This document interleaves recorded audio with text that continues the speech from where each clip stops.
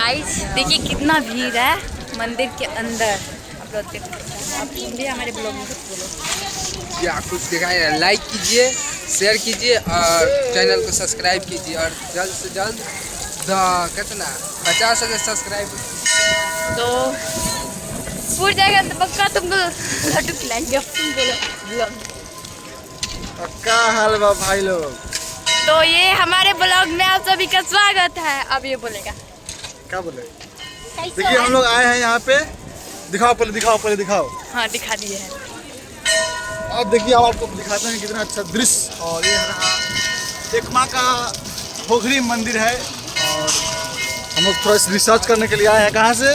छपरा जिला से, जो हमारा हम लोग। और देखिए गाइस जितना कस के बारिश आ रहा है ना कि हम क्या बता सकते हैं। बहुत ही बड़ी खबर, बहुत ही बड़ा खबर, बारिश आ रही है। हम जाएंगे नुकाने के लिए। अब हम अंदर जाएंगे, अंदर नुकाएंगे। तो गाइस